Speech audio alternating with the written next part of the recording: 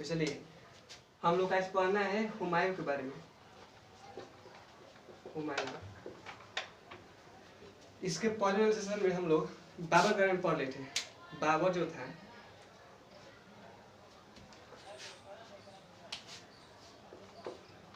बाबर का ही पुत्र था कौन? हुमायूं। हुमायूं का जन्म 1508 ईस्वी में हुआ था काबुल में। 1508 ईस्वी में काबुल में हुआ था। इनका मृत्यु जो है 1556 में दिल्ली में हो जाता है। दिल्ली के दिन पनाक सीढ़ियों से गिर करके इनका मृत्यु हो जाता है। इनके पीछे बहुत सारी कहानी है। इनके पिताजी का नाम वही बाबर हो गया, पिता का नाम बाबर, माता का नाम माहम बेगम। इनकी जो पत्नी थी, इन पत्नी का नाम था हमीदा बानो बेगम। इनकी एक सिस्टर थी, बहन थी,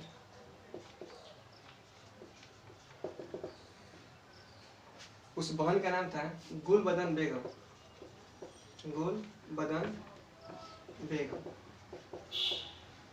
और वही जो बहन थी वही जो थी इनका आत्मकथा बायोग्राफी लिखी है, जिसको बोलते हैं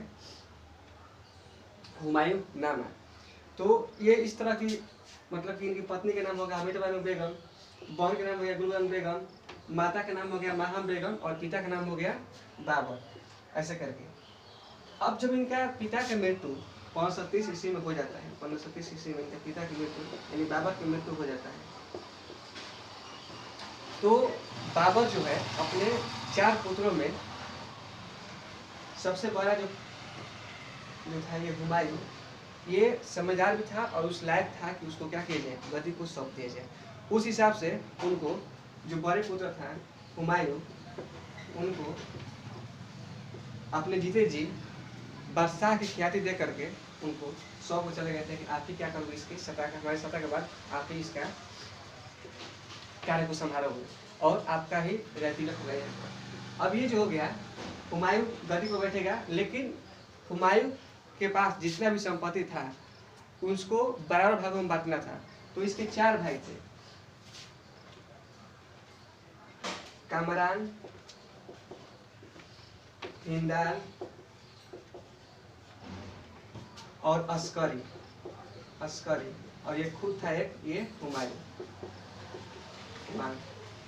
तो ये क्या किया, अपने जितनी संपत्ति है और जहाँ जहाँ का साम्राज्य है वो सबको अलग अलग भाइयों में बांट दिया। जैसे ये खुद ले लिया दिल्ली और आगरा को अपने जिम्मे कर लिया, कामरान को दे दिया काबुल और कंधार को, कामरान को काबुल और कंधार को दे दिया। उसके बाद हिंदाल को दे दिया संभल, हिंदाल को दे दिया अलवर दे दिया और अस्करी दे दिया संभल।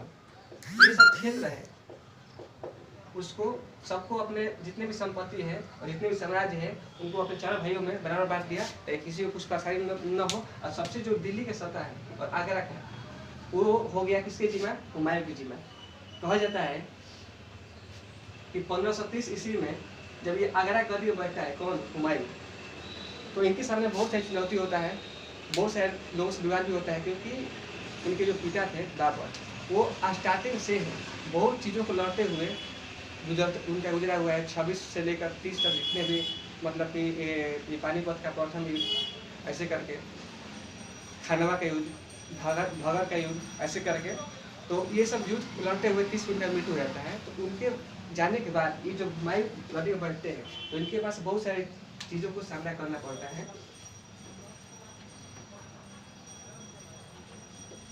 आगरा गद्दी में बैठते हैं, यहाँ गुजरात है, यहाँ के शासक है बहादुर शाह। जो बहादुर शाह है इनका प्रतिद्वंदी है, ये जो आगरा गद्दी में बैठते हैं। और इधर है बंगाल, यहाँ के शासक है महमूद महमूद लोदी, महमूद लोदी। यहाँ बिहार में अफगान लोग रहते हैं, अफगान लोग।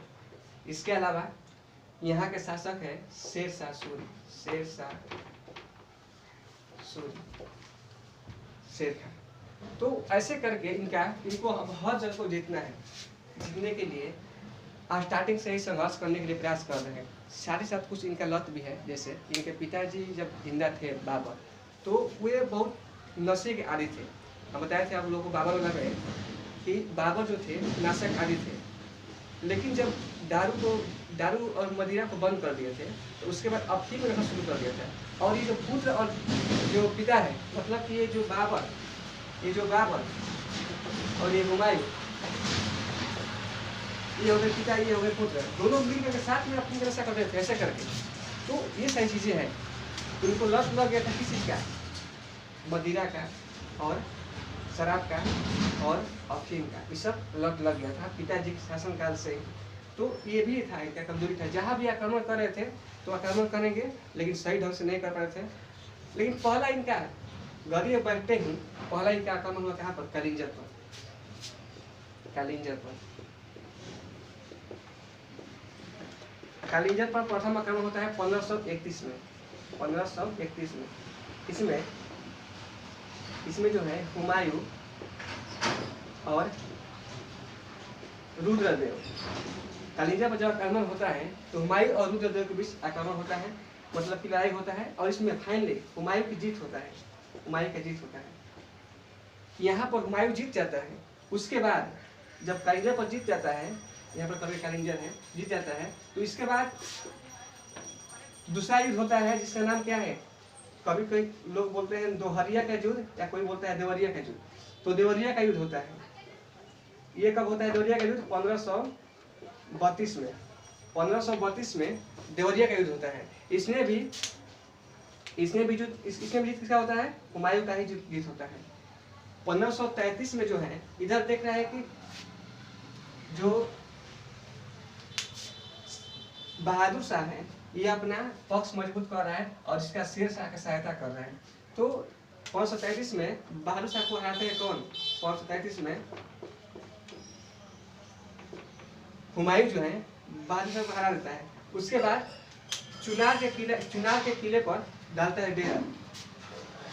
1533 के बाद चुनार पर डालता है डेरा। उसका दोबारा चुनार पर डालता है डेरा, चुनार पर डेरा 1538 में। चुनार पर जो है घेर डालता है हुमायूं 1538 में दोबारा करके, ऐसे करके 1538 में। और यहाँ के जो शासक है यहाँ के, वो इनसे सहम जाता है। 39 में युद्ध होता है, इसका नाम है 1539 में चौसा का युद्ध, चौसा का युद्ध।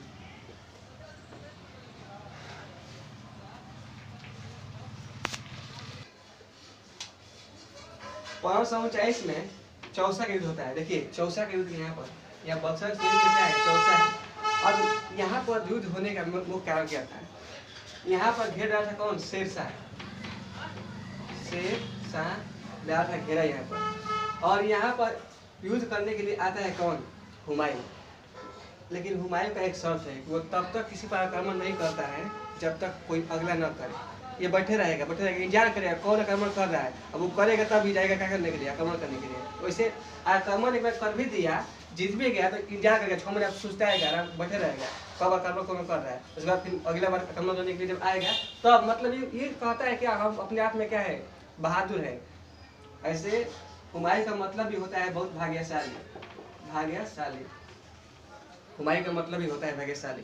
तो कहने का मतलब यह है कि अपने आप को क्या समझता था, मतलब हम जो भी है बहुत अपने आप में प्रख्यात है। हमारे पास कोई आक्रमण करने आएगा तब हम आक्रमण करेंगे, हम किसी पर अपना पहला प्रभाव नहीं डालेंगे। इसीलिए यहाँ पर आकर के, यहाँ चौसा में आकर के, बक्सर चौसा में आकर के यहाँ रुका रहता है, इंतजार करता है कौन आक्रमण कर रहा है। अब ये जो शेर शाह है वो जानता है, क्योंकि बिहार की चीजें हैं, बिहार की नदी, यहाँ पर बिहार में नदी है, गंगा नदी, ये कब यहाँ पर बाढ़ आता है, कब क्या आता है, सबको उसको पता है शेरशाह को कब क्या होता है। वो उसको तो कुछ पता है नहीं, वो मटियाया हुआ है, चूचा बैठा हुआ है। अब इसका जो सेना है ये अपने मस्त हुआ है, सब लेकर के नशा कर करके, और अपने जो सैनिक है उसको ही मस्त कर दिया है। और यहाँ पर अपने डेढ़ डाल के बैठा हुआ है, सोच रहा है कि ये अब शेरशाह जो है अब आक्रमण करे, अब लेकर चल लेता है। शेरशाह जो होता है अब समय देखते हुए अपने सेना को लेकर पीछे जाने लगता है। तब देखता है कि तो जाने लगा, अब क्या किया जाए। तब तक जाने के क्रम में ही फिर पीछे से मुड़ के आता है शेरशाह और एक बार आक्रमण कर देता है। सब लोग ये तो सोया रहता है, ये जो हुमायूं का जो सेना है सब सोया रहता है। तब तक आक्रमण कौन कर देता है, शेरशाह। और उसी समय जब आक्रमण होता है उस समय बाढ़ आ जाता है, और फाइनली क्या होता है, बाढ़ में उसकी सेना सब डरने लगती है, और सब लोग क्या होता है, जितने हथियार गोले बारूद सब लोग क्या होता है। अब ये इतना पानी हो गया, इतना मतलब कि इसको राह नहीं दिखाई दे रहा है कि मतलब कहाँ जाना है, जाके नदी में कूद जा रहा है। अब इसको इतना सब परेशान हो रहा है। अब नदी में कूद गया, वो तो एक संजोग जानिए कि मछली मारने वाला था, उसको बचा लिया था। बचा करके देखने वाला था कि मतलब मछली मार रहा था, तब तक उसको उसी में आ गया। तो देखा कि ये तो बहुत बड़ा मतलब कि तो आदमी है, वो भी राजसी पोशाक में है, तो उसको बचाता है। बचाने के बाद फिर उस समय होता है युद्ध, होता है जिसका नाम है क्या, चौसा के युद्ध में हारने का मेन कारण क्या था, वर्षा का होना, बाढ़ का आना, और क्या इनको नशा के आदि हो जाना, और इन क्षेत्रों को अच्छा से पता ना होना, मतलब कैसे यहाँ के देख रेख है, कब बाढ़ आती है। लेकिन शेरशाह को सब पता है कैसे क्या होता है। तो शेरशाह इनको हरा देता है, किनको, हुमायूं को। मतलब 1549 के जो चौसा का युद्ध है ये किसके बीच होता है, ये हुमायूं और शेरशाह के बीच होता है, शेरशाह। और इसमें हुमायूं जो है हार जाता है, इसमें हुमायूं हार जाता है। उसके बाद 1540 में 1540 में कन्नौज या बीरग्राम बोलते हैं, बीरग्राम का युद्ध होता है। इसमें भी जो हुमायूं है उनका हार होता है, 40 में भी। और इसको इसी में जब हार जाता है और नदी में कूद जाता है, तो क्या करता है, एक जो मछली मारने वाला होता है वो इनको बचाता है। और बचा करके इनको जब ये देखते हैं कि अब कहीं से कुछ नहीं, एकदम मतलब कि मेरे पास कुछ भी नहीं है, सब बर्बाद हो गया, सेना भी खत्म हो गया है, और मेरा जो धन संपत्ति था, गोला बारूद था, सब खत्म हो गया, कुछ भी नहीं है। तो जब सब कुछ था तब तो मुकाबला नहीं कर पाया शेरशाह से, तब तो कुछ भी नहीं है, अब कहाँ से करेगा। उस स्थिति में क्या करेगा, ये 1540 से लेकर 1555 तक निर्वासन अवस्था में रहता है। निर्वासन का मतलब ये होता है कि ये गायब हो जाता है, किसी नहीं चलता पता कि यह है कहाँ पर।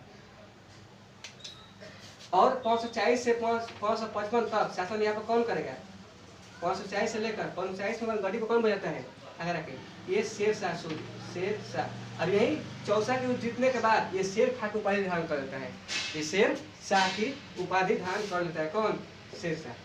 अब ये जो उपाधि धारण कर लिया, यहाँ पर गड्डी को कौन बैठ गया, शेरशाह। अब ये 540 में गायब होता है, आ जाता है कहाँ, राणा बिरसाल के महल में जाता है, और वहाँ पर सहायता मांगते हैं। देखिए हम हर जगह सम्राट हैं, लेकिन अभी हमारे पास कुछ भी नहीं है, आप हमारी मदद कीजिए।